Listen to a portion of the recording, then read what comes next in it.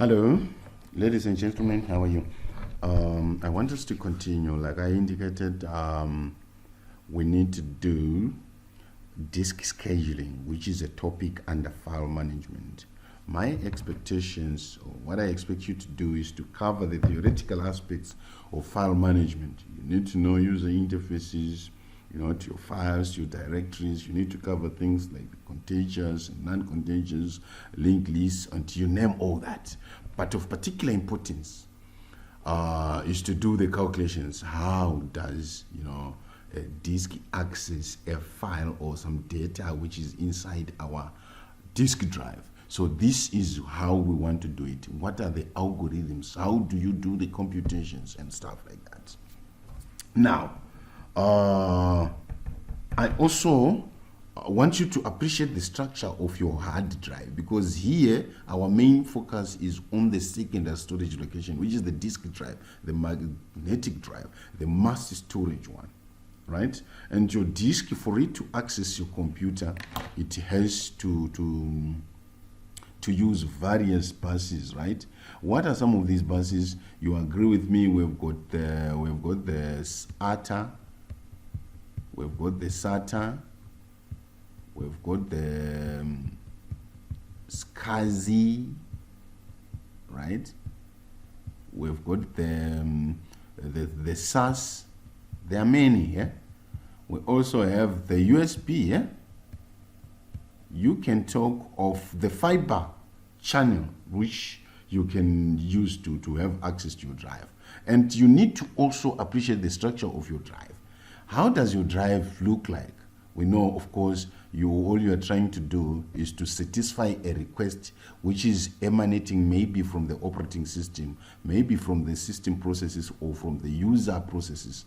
This is what instigates a request within our computer, and it's going to be to address your request by keeping all the information as a single large block of an array of data. Then what it does is to move the arm to the correct cylinder and rotate the disk to the correct sector, and then transfer the information. So you need to know things like the sector, like the spindle, like the tracks, the read-write head, the arm, the platters, just so that at least you appreciate. You need to go through it, but I'm going to give you just a small example.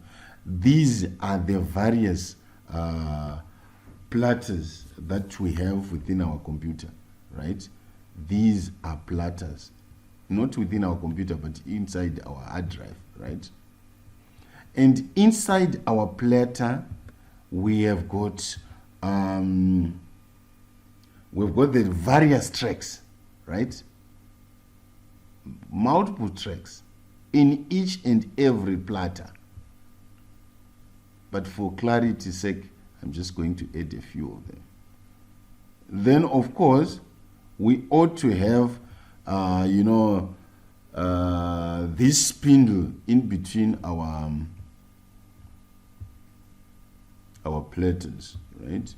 This is more like the spindle. Of course, the spindle rotates, huh? It's the one that rotates.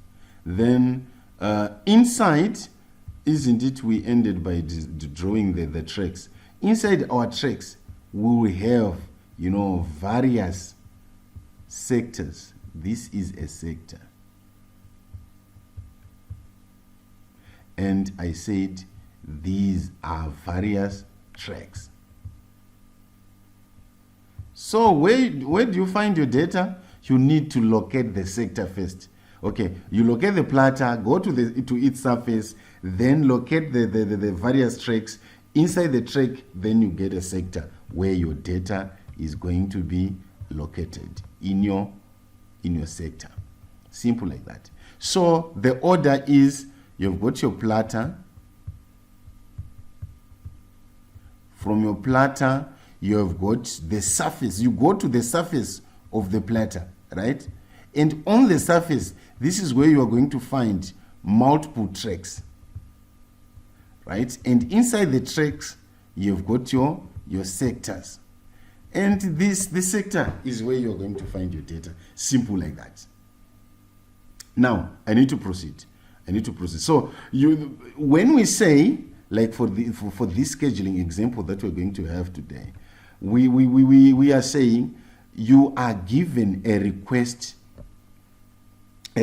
queue between 0 and 199, meaning how many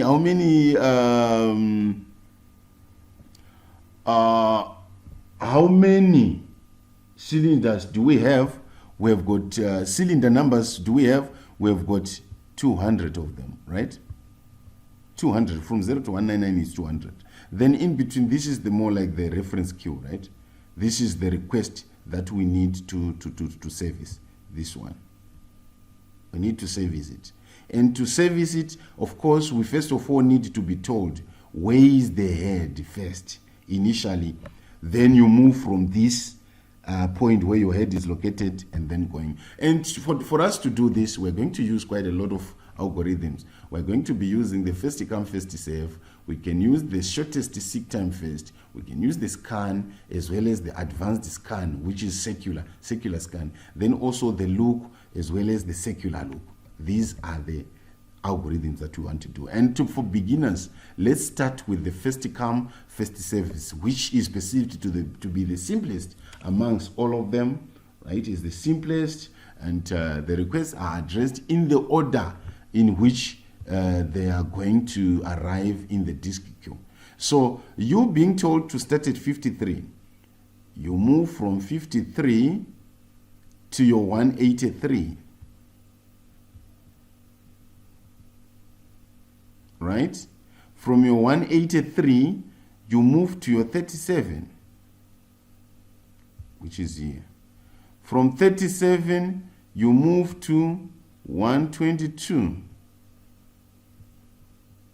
Right? So in each and every instance, you try to draw the line from the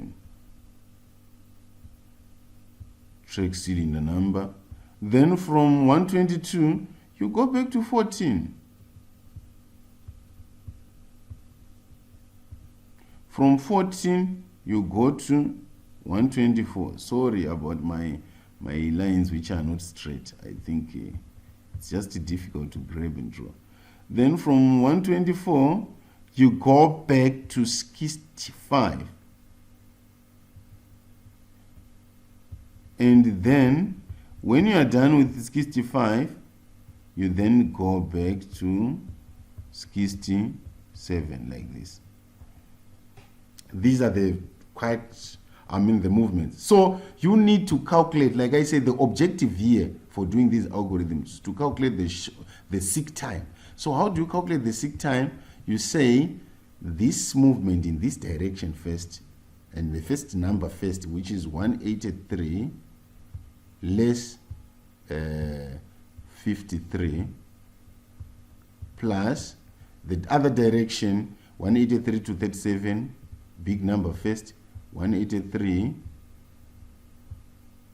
minus 37 plus 37 to 122, 122 minus 37 plus from 122 we went back to 65. 122 minus 65 plus 65 to 67. 67 minus 65. If you compute this, I think you are going to get something like 640. You can verify. So you are going to have 640 track movements on your read-write hand. This is the thing. This is the deal for the first come, first serve. Then we proceed. This is your first come, first serve, and of course, it has its advantages. Like every request gets a fair chance as it comes, and there is no indefinite postponement, which you are going to discover on other algorithms. But the problem with this now, it's because, like I indicated, it doesn't optimize sick time. This sick time, it's not desirable, especially if you have to compare with other subsequent disk scheduling algorithms. Okay, maybe we'll understand it later on. Let's go to the shortest sick time first, which is synonymous or almost similar or another form of the shortest job first scheduling, right? This is more like your shortest job first scheduling that we did when we're doing scheduling, right? But in this one, the requests that have got the shortest sick time are going to be executed first, and it always checks before and after to see who is close to me. Then the sick time of every request is calculated in advance in a queue that is a priori. Then the disk arm,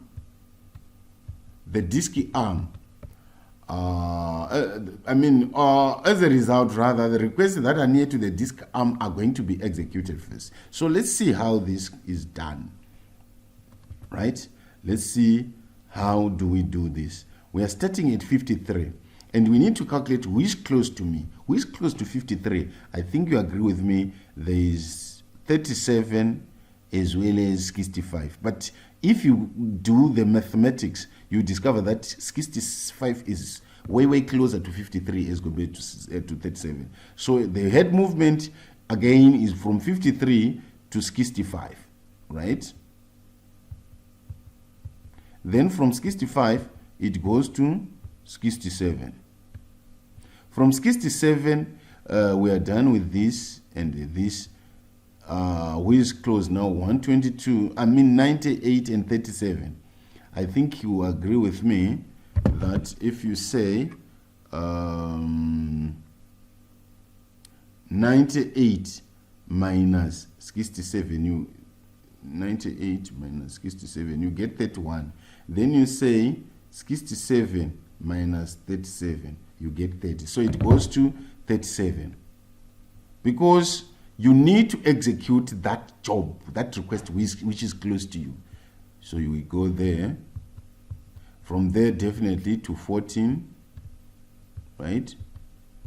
Now we are done with this. I think we now need to service our 98. From 98, we are done with this. We are done with this. We now need to go to 122. From 122, we need to go to 124. From 124, you then do the last request, which is 183. You are done with all the requests. So again, let's calculate the seek time, which is equal to, like I said, one direction, largest number, less the smallest. In this direction, let me say I'm using this color. In this direction, it's 67 minus 53, 67 minus 53 plus, then this direction 67 minus 14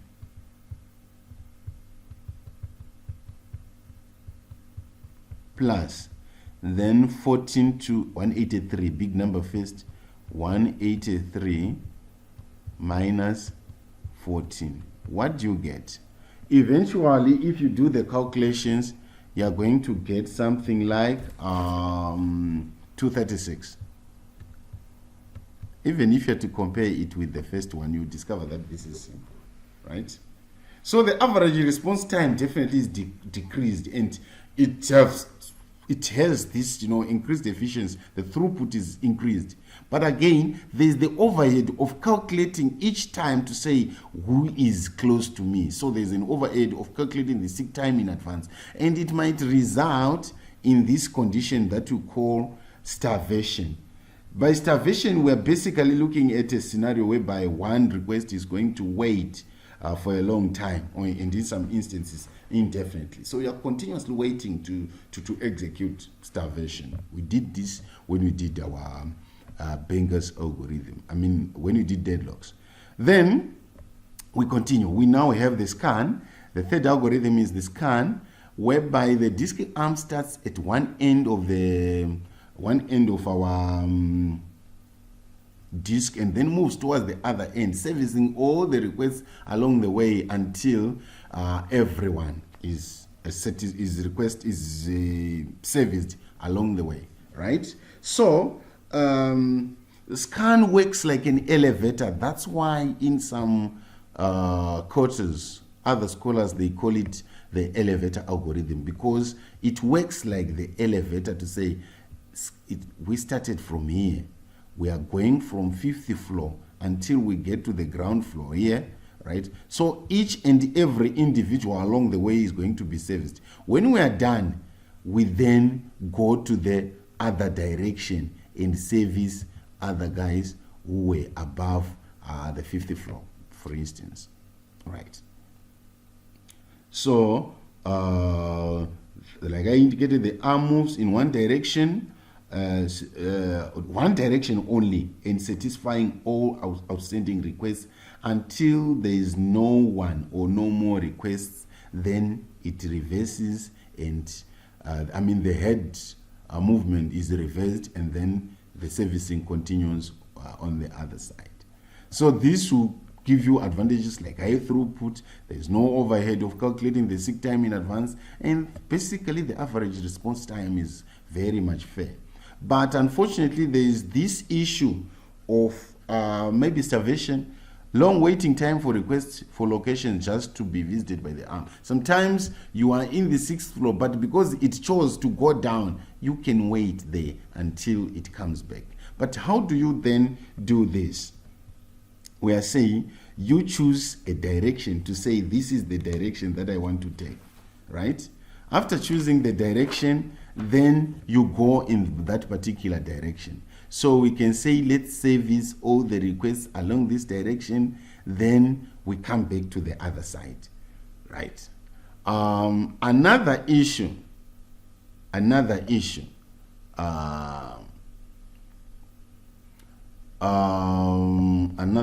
with this, when it's servicing when it chooses, let's say, to go to the positive direction or to the right direction, it will go right until the end. Mind you, we were told that our requests are moving from 0 to 199, the number of cylinders, isn't it? So it will move, even if you have to choose the other direction. It moves to the last cylinder, not to the last request. What am I saying? I'm saying, if you start from 53, definitely you will service, let me use a different color. If you start from 53, you definitely go through 65, you also do 67, you will do 98, you will do 122, you will do 124, you will do 183, then it continues until it hits 199 here, right? Until it gets to 19, which is the last one. Then it will come back, that is reversing, to service 37 here, and also 14, and then it will stop. Right? So the issue is on getting to the last one instead of, or last cylinder instead of the last request. So how then do you calculate the seek time? This is simple, especially in this scan, because we only have two directions, isn't it? 53 to 199. 199 minus 53.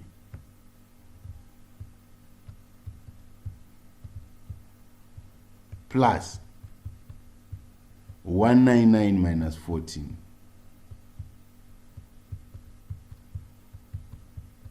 equals to, let me do the math, 199 minus 53 is equal to 146.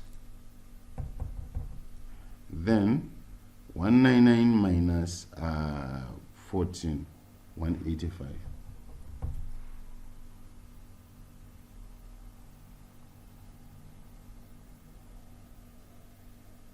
What am I getting here? What am I getting?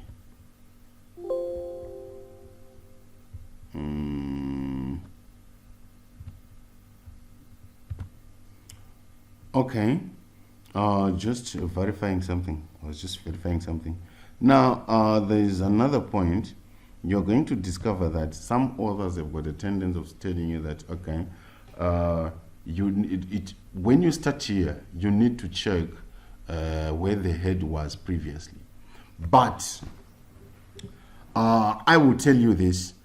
You need to select whether you want to go forward or you need to go backwards. And then if you say you want to go forward, go until the last cylinder head. Then you reverse. If you choose to go to the other direction again, you do likewise. Go until you get here. If you were to choose the other direction, you'd get to 0, right? To 0 and then reverse. So here we wanted to calculate, we wanted to compute for our sick time, and we said it's 199 minus 53, which gives you 146. And then we also do 199 minus 14, it gives you 185. So 185 plus 146, right? 146 plus 185, it gives you 331. 331. Now, if you were to choose the other direction, to say, okay, let me go this direction and then come back, it was going to give you something slightly lower. That's the argument by other scholars to say, no, may you kindly look for the previous position, because the objective is to reduce, to optimize our sick time, right? To optimize the sick time. So if you go to the other direction, it will give you a smaller sick time. I think you get something like 236, I think.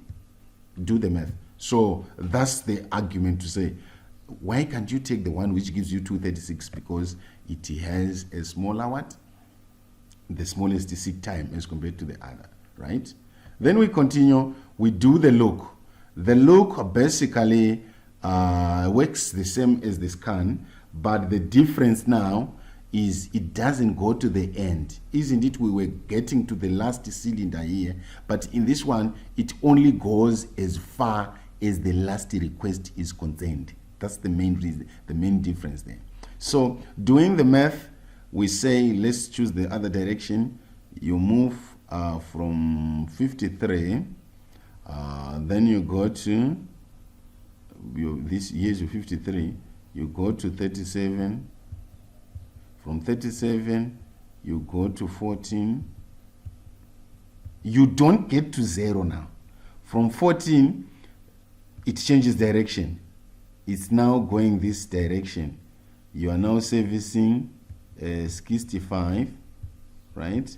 Then 67, then 98, then 122, then 124, then eventually 183, right? So if you have to calculate the sick time here, mind you, when you took the other direction, I said it's 236. We also I will try to compute for the other direction to compare and contrast.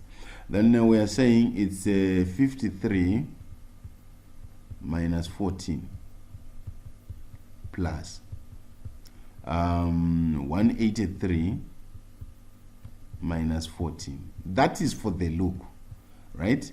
53 minus 14, what do you get? 53 minus 14, 39. You get your 39.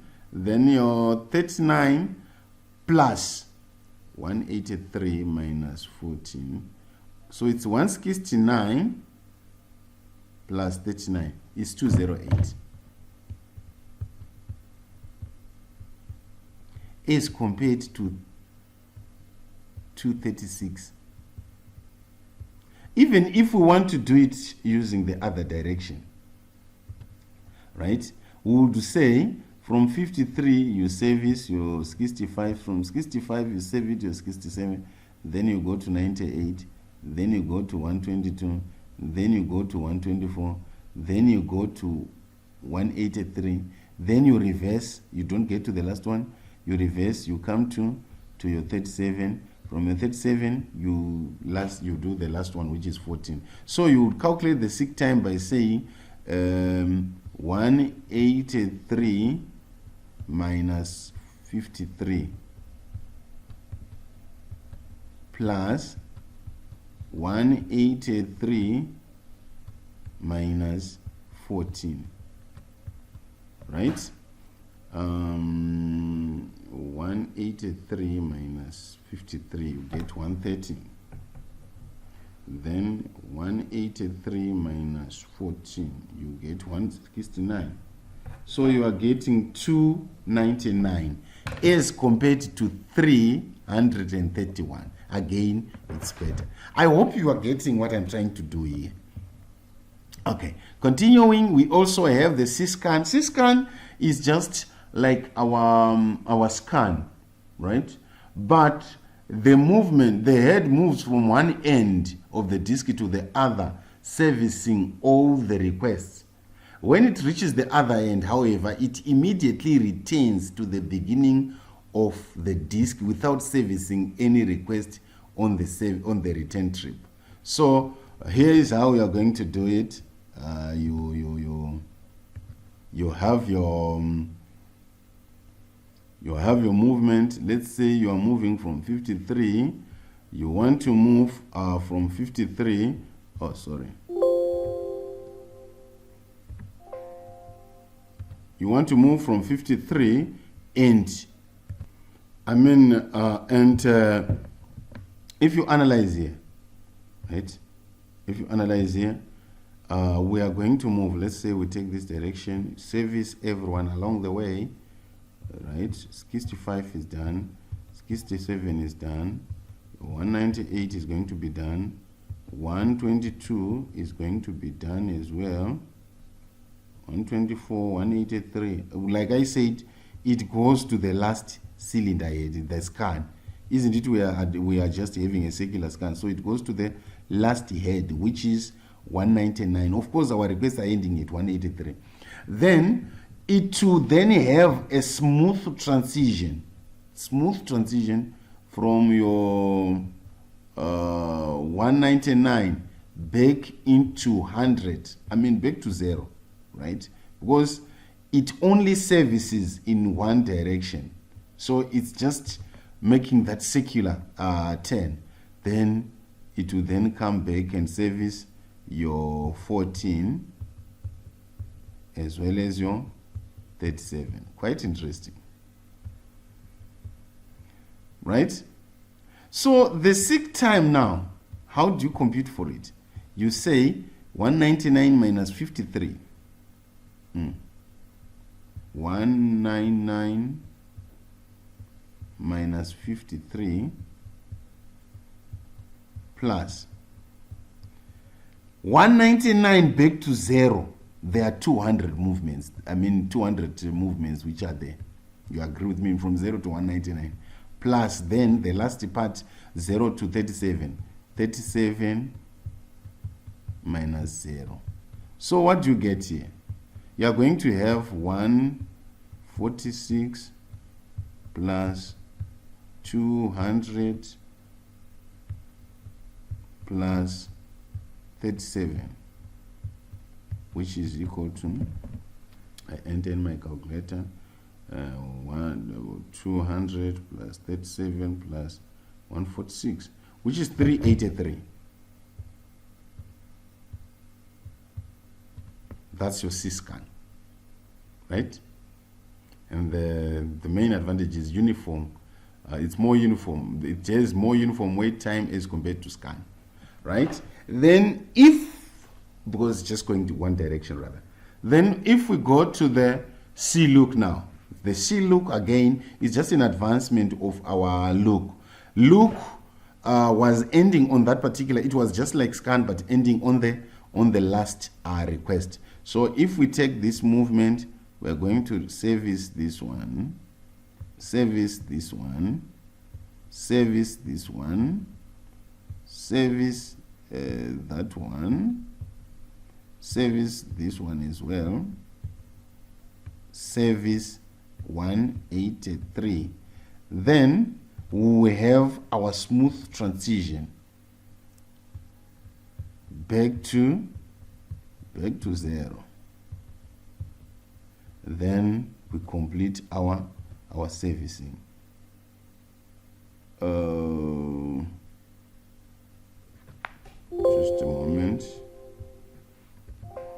Just a moment. There's something that I want to check. Let me see. Yes. Oh no, this is a CLOC.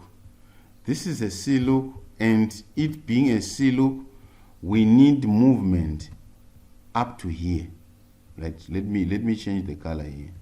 The smooth transition is happening right up to our request. Mind you, look, it only focuses on the request. So it's only happening up to 14.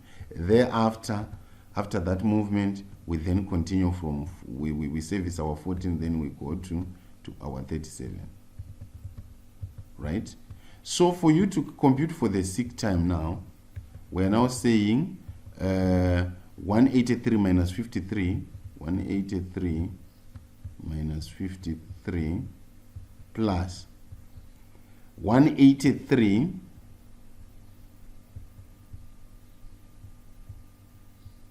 okay, minus 14 plus 1. How do I put that? 183 minus 14, yes. 183 minus 14 plus 37 minus 14. So 183 minus 53, you get 130 plus 183 minus 14, you get 169 plus 37 minus 14, that's 23, which gives you that's what, 3, that's 12, 2, then 2 plus 6, that's 8, plus 3, 11 plus 1, 12, another 2, then 1, 2, 3, 322. So you're going to have 322 head movements, right? So basically these are the 6 algorithms that can be used to access our data inside our files. Unless if there's any question, again, like I said, we'll do the discussions. Otherwise, thank you.